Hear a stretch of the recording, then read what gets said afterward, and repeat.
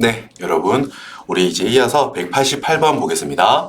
소득세 납세 의무와 납세지, 납세지에 대한 것도 나오네요. 설명 중 틀린 것은 이라고 해요. 1번부터 하나씩 분석해 보시죠.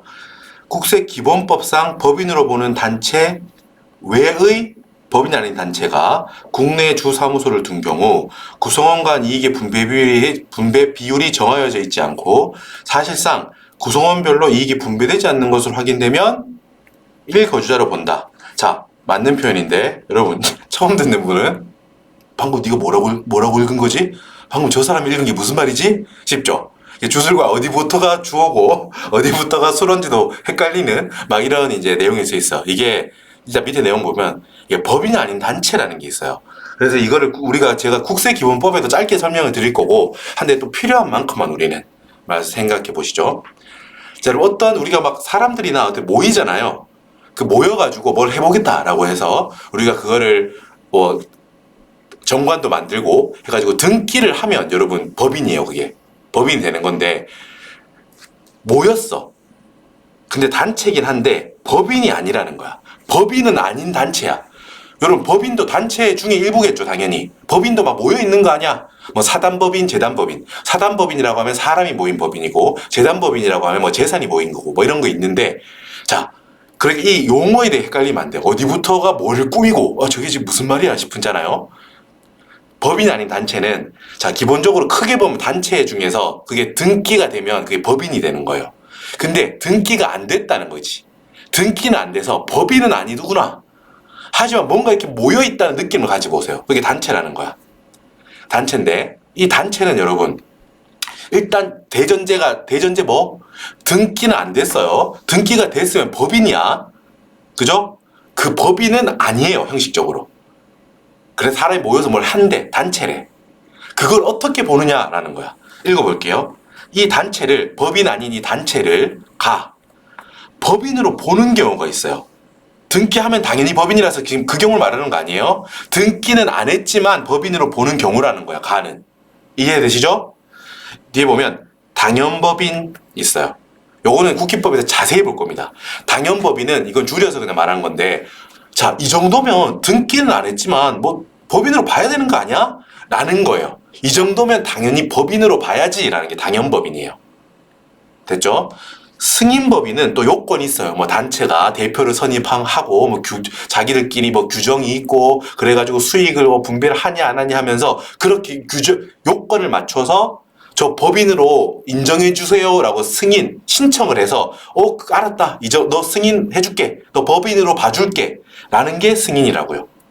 그러니까 당연법인은 승인 절차가 없겠죠. 어떤 요건을 갖추면 등기는 안 돼 있지만 이 정도면 법인이야 라고 보는 게 당연법인이고 승인법인은 어떤 절차 요건을 갖춘 다음에 신청하는 거야. 저희 법인으로 봐주세요 라고. 그게 승인법인이에요. 국기법에서 자세히 볼 겁니다. 지금은 요 말하는 것만 이해하시는 정도면 충분해요. 자, 그래서 같은 경우는 뭐다? 법인으로 본다는 거야. 됐죠? 당연법인으로 보든 승인법인으로 보든 법인으로 본다는 거야. 가는. 근데 나는 뭐냐 하면 거주자. 그냥 하나의 거주자. 사람으로 보겠다는 거야. 한 사람. 그래서 그럼 어떻게 돼? 소득세를 적용해야겠죠. 가는 법인으로 보니까 법인세를 적용하고 나는 한 사람으로 볼 거니까 소득세를 적용할 거야. 경우가 나뉜다고요. 됐죠? 일단 여기서는 이 문제에서는 거주자로 보는 소득세를 적용하는 경우를 이 문제에서 묻는 거예요. 지금은 우리는 소득세 있잖아요. 됐죠? 그래서 소득세를 적용함에 있어서 또 나에서 갈리는 거예요. 기억. 구성원 간에 요 단체 사람이잖아. 모여있잖아. 그 구성원 간에 이익의 분배 방법이나 분배 비율이 정해져 있고 사실상 이익이 그렇게 분배되는 경우에는 그걸 어떻게 본다고? 그 단체 구성원 뭐 A, B, C, D, E 여러 사람이 있다면 그 여러 사람이 공동 사업을 영위하는 것으로 본다는 거예요. 그렇게 본다면 구성원들이 처음에 분배한다고 했지. 소득에 대해서 약속대로 분배받은 소득에 대해서 각자 소득세 납세 의무를 진다라는 거야. 이렇게 보시면 돼요. 자, A, B, C, D, E가 각자 자기가 분배받은 거에 대해서 각자 지면 되는 거야. 오케이. 근데 니은 니은의 경우는 뭐다? 소득세 적용하는데 니은이야. 단체 구성원 간 이익의 분배 방법이나 분배 비율이 정해져 있지 않거나 확인되지 않는 경우야. 어떻게 나눌 건지 정해져 있지 않거나 확인이 안 된대, 그게. 그 경우에는 여러분, 이 단체를, 그 단체 그 자체를 하나의 사람으로 본다. 쉽게 표현해서. 1거주자로 본다는 거예요. 그러면 이때 이 단체 있죠? 이 단체는 A, B, C, D, E 구성원과는 독립해서 하나의 지금 사람으로 본다는 거잖아. 그러니까 이 구성원들과 독립해서 단독으로 소득세 납세 의무를 진다는 거예요. 됐죠? 일단 여기까지 합시다. 이게 나올 때마다 제가 조금 더 살을 붙여서 필요한 부분까지 할까요? 지금 한 번에 너무 많이 보면 더 헷갈릴 수 있어서 제가 나중에 필요할 때 한 번에 다시 한번 정리 더 해드릴 겁니다. 지금은 1번 보세요. 이거 다시 한번 읽어볼게. 그럼 조금 더 잘 명확하게 눈에 보일 거예요. 국세기본법상 국기법에 나오는 거라고 했잖아, 이게. 법인으로 보는 단체 외의 법인 아닌 단체. 여러분 이제 아까 이 부분이 뭐야 쟤? 저 오타인가 싶죠? 처음에 공부할 때 이거. 이거 출제자가 오타 같은데 무슨 단체 법인 이게 왜 이렇게 많이 나와 싶잖아요. 이게 해석하면 이렇게 되는 거예요. 자, 첫 번째 부분. 법인 아닌 단체가 있는 거야. 근데 법인은 아니라는 거야. 등기를 했으면 법인인데 법인이 아닌 단체가 있다고요. 법인 아닌 단체가 있다고. 이 법인 아닌 단체를 어떻게 볼 수 있다고? 법인으로 볼 수도 있고 소득세인 거주자로 볼 수도 있다고요. 소득세를 적용하는 거주자로 볼 수도 있어. 근데 앞부분을 보세요. 여기. 법인으로 보는 단체는 아니라는 거야. 법인으로 보는 단체 외의 단체잖아. 즉 소득세를 적용하는 거주자로 보는 경우를 말하는 거예요. 이게. 됐죠? 그럼 이해만 되면 돼요. 한 번만 이해되면 그리고 다음부터는 읽힐 때 좀 더 잘 들어올 거예요. 눈에. 됐죠? 법인으로 보는 경우는 아닌 단체. 그러니까 지금 거주자로 본다는 거죠. 이 사람이 국내 주소로 주사무소를 둔 경우, 자, 이게 중요해. 이익의 분배 비율이 정해져 있지 않고 사실상 분배도 되지 않는데 만약에 분배되면 어떻게 한다고? 여러 사람이 A, B, C, D, E 각자가 분배받은 걸로 각자 소득세를 계산하면 돼. 근데 그 분배되는 게 확인이 안 된대요. 분배 비율 이런 게. 그거는 그때는 그 단체 자체를 하나의 사람으로 본다. 1거주자로 본다. 소득세 계산한다는 거예요. 1거주자로 봐서. 됐죠? 됐습니다. 계속해서 볼게요. 조금 강의할 때 조금 톤을 낮춰야 되는데 이 톤을 높이면 하루에 되게 그 에너지가 너무 빨리 소모돼서 강의량이 줄어들더라고. 하루에 할 수 있는 양이. 그래서 좀 차분하게 해보겠습니다. 차분하게 한다고 해도 늘 안 되더라고요. 자, 하다 보면 이렇게 돼. 아시겠죠? 이렇게 돼. 자, 지금도 다시 한번 침착하자. 자, 2번. 비거주자의 소득세 납세지는 납세지에 대한 내용이네. 국내 사업장이 소재지로 한다. 쭉 읽어볼게요, 일단. 다만, 국내 사업장이 둘 이상 있는 경우에는 주된 사업장이 소재지로 하고, 국내 사업장이 없으면 비거주자의 거주지 또는 체류지로 한다. 이거 틀렸는데, 밑에 풀이를 볼게요. 자, 납세지, 거주자의 소득세는 주소지로 해요. 그래서 보통 우리가 소득세 관련해가지고는 그 쉽게 말해서 자기가 사는 주소지 있는 곳의 세무서에 우리가 그 소속이잖아요. 우리가 납세자 입장으로 생각하자면, 그죠? 주소지를 기준으로 하는 거잖아. 우리가 어디 사업장이 강남에 있더라도 내가 사는 곳이 마포면 마포에서 마포 세무서에 우리 개인 소득세 내잖아요. 그런 거예요. 쉽게 생각하면 됩니다. 비거주자의 소득세에 대해서 지금 요게 이슈가 되는 거죠. 2번에서는 요거에 대한 문제죠. 기본적으로는 비거주자의 소득세는 국내 사업장의 소재지로 합니다. 근데 국내 사업장이 없으면 다른 국내 원천 소득이 발생한 장소로 해요. 그리고 국내 사업장이 하나가 아니라 둘 이상이다. 그러면은 그 사업장 중에서 제일 짱인 곳, 주된 사업장, 국내 사업장의 소재지가 있는 곳의 세무서에서 세금을 낸다. 납세지는 쉽게 생각하면 어느 세무서에 세금을 낼 것이냐? 이렇게 생각해도 돼요. 자, 됐죠? 이것만 보면 바로 풀이가 될 거예요. 뒤에 내용 정리가 더 없을 것 같은데, 볼까요? 그렇네요. 앞으로 갑시다.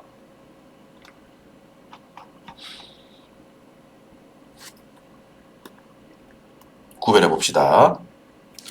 비거주자네요. 국내 사업장의 소재지로 한다. 요건 기본적으로 원칙적으로 맞죠. 근데 국내 사업장이 둘 이상 있는 경우에는 여러 개 중에 주된 사업장의 소재지로 한다. 요것도 맞네요. 근데 그 뒤가 틀렸겠지.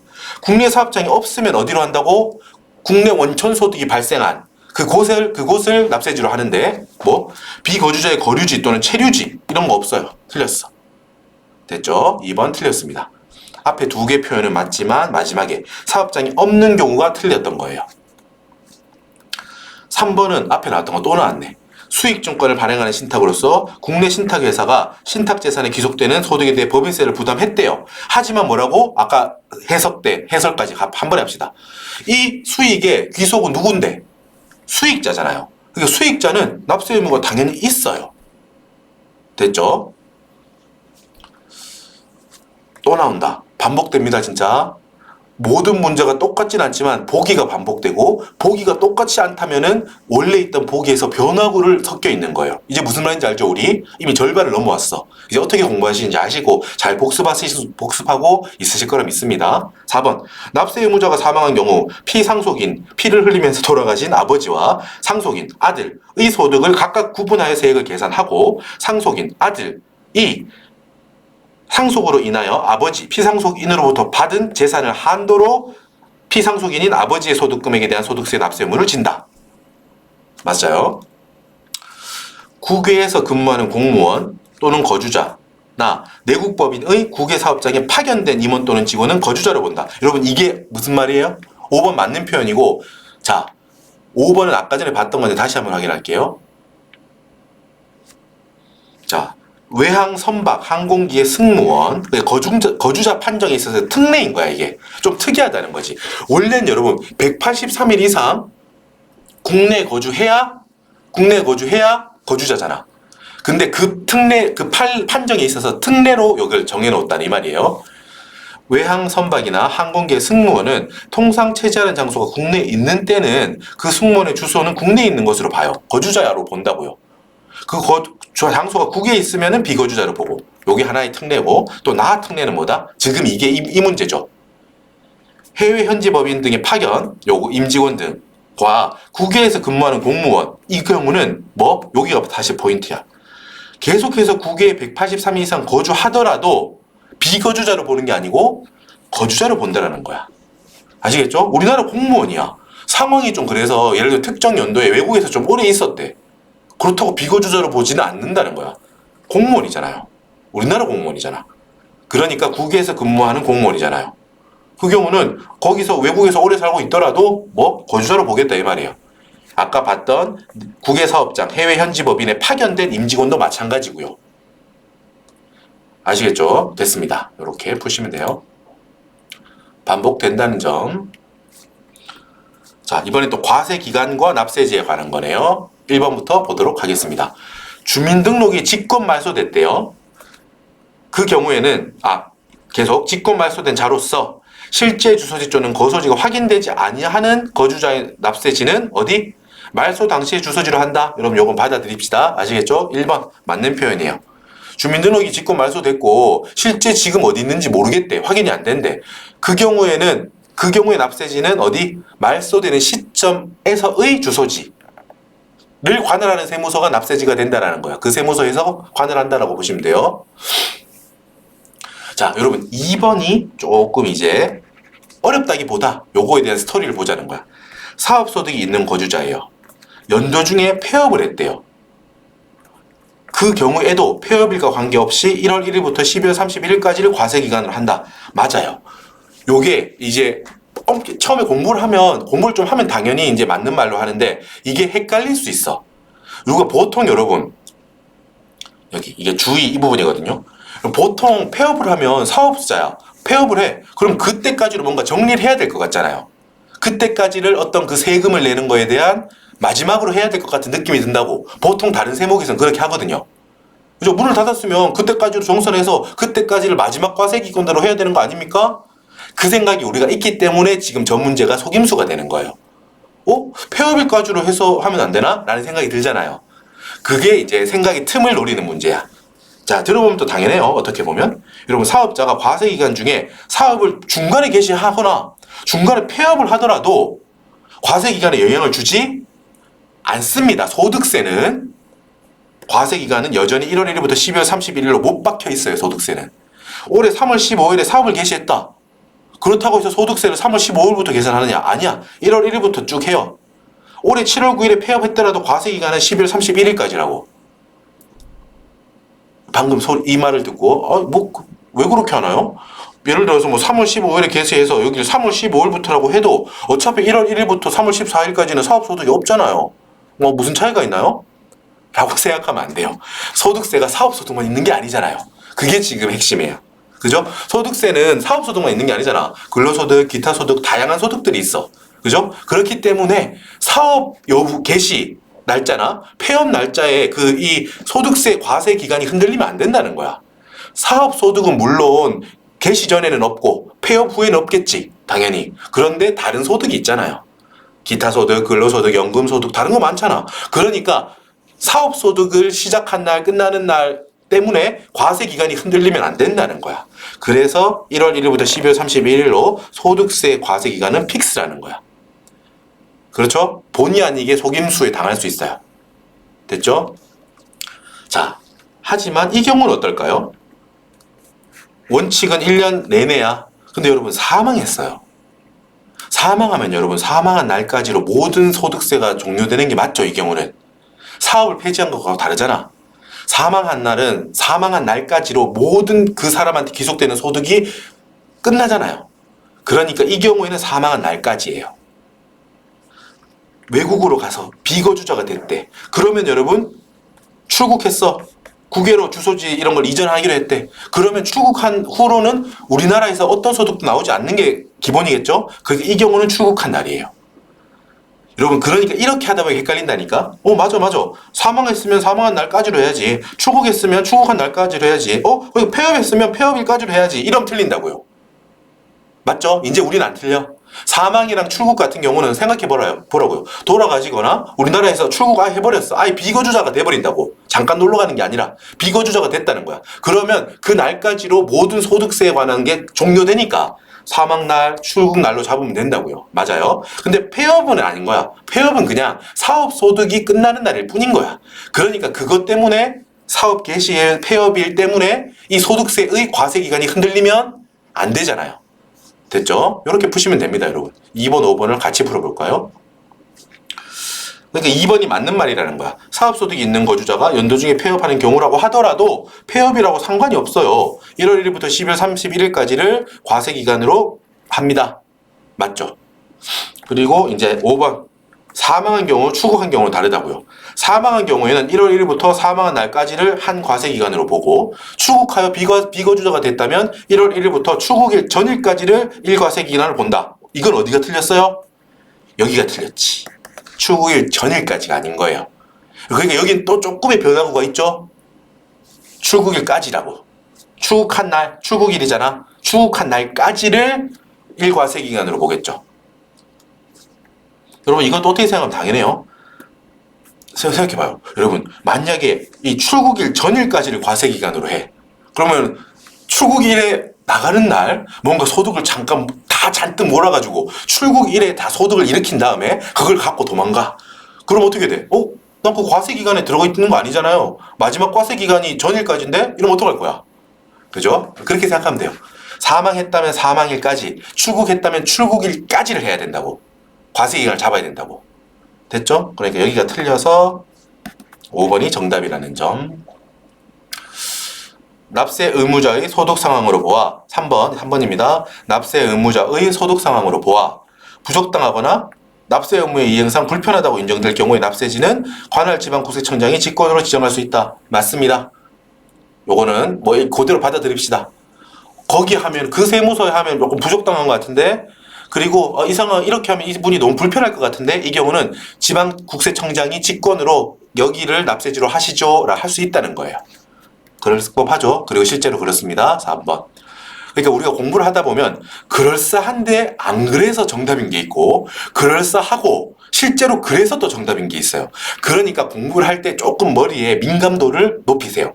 그걸 확인해야 돼. 3번을 여러분, 우리는 정확하게 이런 규정까지 전부 모든 세법을 다 할 수 없잖아.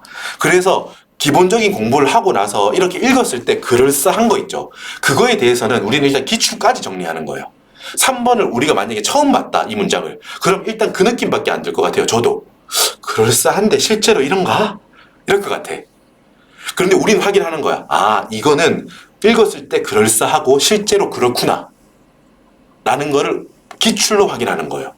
모든 세법, 그 많은 법령에 대해서 이렇게 할 수 없다고. 그래서 기출에 한해서는 확인하자는 거예요. 확인하자는 거예요. 그게 실력이라는 겁니다, 여러분. 됐습니다. 넘어갑시다. 국내 주소가 없는 공무원 또는 내국법인의 국외사업장 등에 파견된 임직원의 경우는 어떻게 한다고?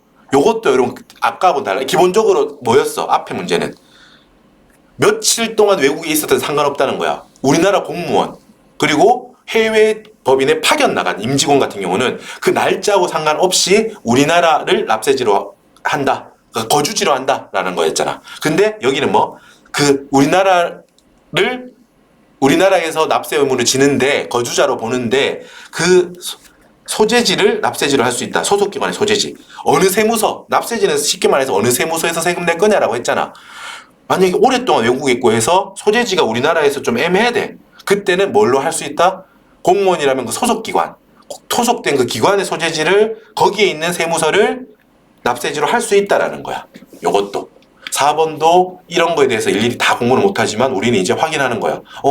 그럴싸하고 그렇구나. 이렇게. 근데 위험한 게 뭐였어? 앞에 우리 그런 거 많이 봤죠? 제가 강의할 때 그런 말 하잖아. 여러분 이거 되게 그럴싸하죠? 근데 이런 거 없어요. 그런 것도 많았잖아요. 그 정오를 구별할 수 있는 게 실력이라고요. 됐죠? 뭐 어렵게 생각하지 말고 요 강의랑 우리 교재에서 보면은 그렇게 할 수 있으니까요. 그렇게 실력을 쌓아 나가시면 됩니다. 물을 좀 마시겠습니다.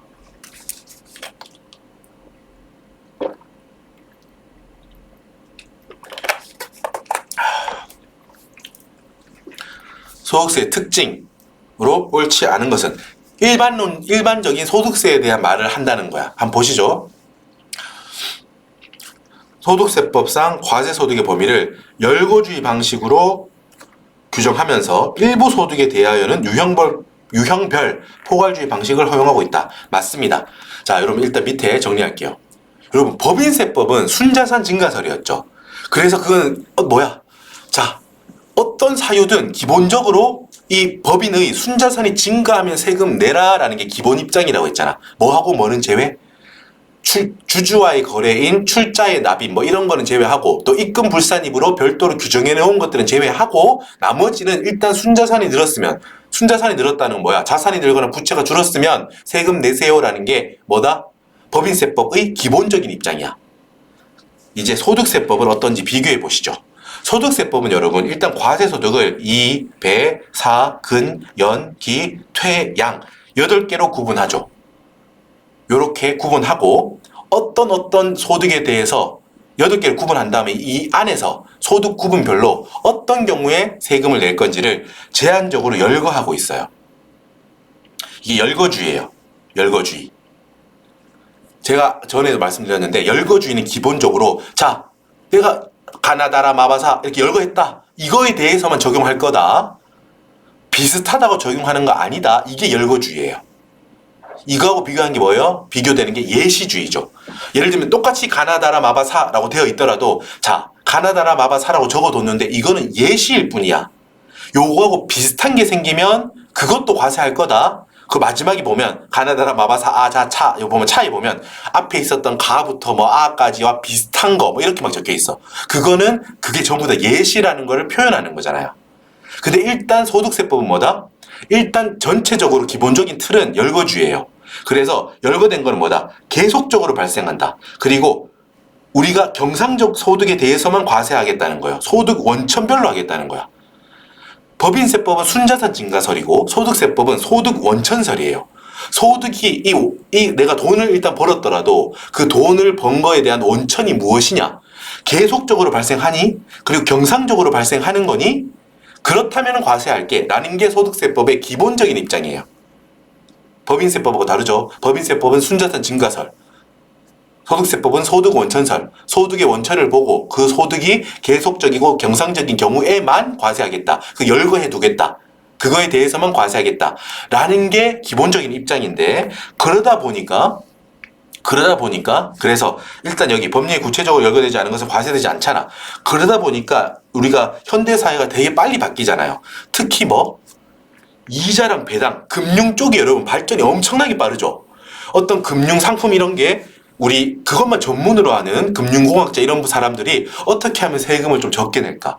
어떻게 하면 저 열거된 거에서 벗어날 수 있을까라는 거에 대해서 되게 금융상품을 전문적으로 기술적으로 막 개발을 하잖아. 그래서 세법이 그거에 대응하기가 좀 곤란한 거야. 의도는 이런 상품이 있는지도 몰랐어. 근데 막 그런 게 개발되는 거야. 뭐 그 파생 상품하고 엮어가지고 뭐 듣도 보도 못한 게 나온다거나, 아니 이거 이자 소득 같은데 어떤 파생 상품하고 엮어가지고 이자 소득이 아니라고 막 이런 걸 주장하거나 그런 게 있다는 거야. 그래서 이자랑 배당을 보면 여러분 마지막에 이렇게 표현돼 있어. 유형별로 그러니까 이자랑 배당에 한해서는 포괄주의를 일정 부분에 대해서는 받아들이고 있어. 여기 이자 소득의 범위 여러분 마지막에 이렇게 표현돼 있거든요. 뭐 가나다라 와봐 있어. 뭐 이자 어떻게 받았다 이 경우 나. 그리고 마지막에 위와 유사한 소득으로서 금전 사용에 대한 다른 대가로서의 성격이 있는 것 그걸 이자 소득으로 보겠다 하거든. 여러분 이거는 뭐야? 아까 말했던 소득세법의 기본 원칙하고 좀 다르죠?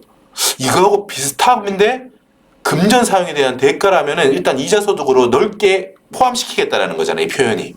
그러니까 이자와 배당에 한해서는 유형별 포괄주의를 적용한다라는 거예요. 조금 약간 제가 설명이 길었는데 이 정도 이해가 되시면 충분합니다. 전반적인 이해가 되는 거예요. 소득세법은 열거주의 방식이 기본이에요. 이 열거된 거 세금 내는 거다 라는 건데 일부 소득, 이자 배당에 대해서는 유형별 포괄주의, 방금 예를 들었듯이 금전 사용의 대가 이와 유사한 경우에는 이자 소득으로 본다. 허용하고 있다고요. 일부에 대해서는. 되셨죠? 참고하시면 됩니다. 2번. 자, 개인별 과세가 원칙인데 특수관계자 간의 공동사업에 있어 손익분배 비율을 거짓으로 정하는 등의 사유가 있는 경우는 예외적으로 합산과세한다. 자, 여러분 이게 아까 우리 봤던 겁니다. 앞에. 아까 정리했었죠, 여러분. 연대납세 의무 이런 거 정리할 때 말했잖아요. 그거 다시 한번 떠올리시면서 소득세법은 개인별로 과세하는 게 기본적인 대원칙이에요. 부부라고 뭐 같이 합산하거나 자식 부모를 같이 합산하거나 이게 아니야. 기본적으로는 개인별로 과세합니다. 다만 아까 공동사업은 국세기본법의 연대납세 의무에 대한 예외로서 개인별 과세를 원칙으로 합니다. 소득세법은 개인별 과세를 원칙으로 하니까 지금 말이 엉켰어요. 다시 들으세요. 소득세법은 개인별 과세를 원칙으로 하니까 공동사업이라고 하더라도 소득세법의 원칙을 먼저 우선으로 해서 국세기본법의 연대납세 의무에 대한 특별 예외로서 개인별 과세를 원칙으로 해요. 오케이, 여기까지 왔고 다만 또 어떤 경우 있다고 했어. 다만 공동사업인데 특수관계자 간에 뭔가 세금을 어떻게 회피하려고 장난쳤다는 거지. 특수관계자 간 손익분배 비율을 거짓으로 정하는 등의 어떤 나쁜 사유가 있는 경우에는 어떻게? 너희 둘은 합산할 거야. 아까 말했지만 그지? 예외적으로 합산과세하고 연대납세 의무도 책임지라고 했지. 이해되시죠? 떠올리시죠? 그러니까 2번이 맞는 표현입니다. 예외적으로 합산과세한다라는 거야. 3번. 원칙적으로 신탁재산에 귀속되는 소득은 누구 거? 수탁자 거? 아니라고 했어. 신탁의 이익을 누구한테 줄지 처음에 계약상 정해놓은 수익자에게 귀속되는 것으로 본다라고 했어. 맞습니다.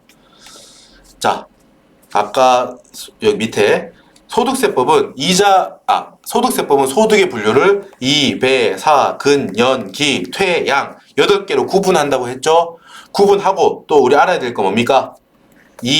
다시 다른 색깔로 8개 중에 이, 배, 사, 근, 연, 기 요 6개는 종합과세되죠. 합쳐서. 그죠? 뒤쪽에 적어놨을 거예요. 다시 한번 같이 봅시다.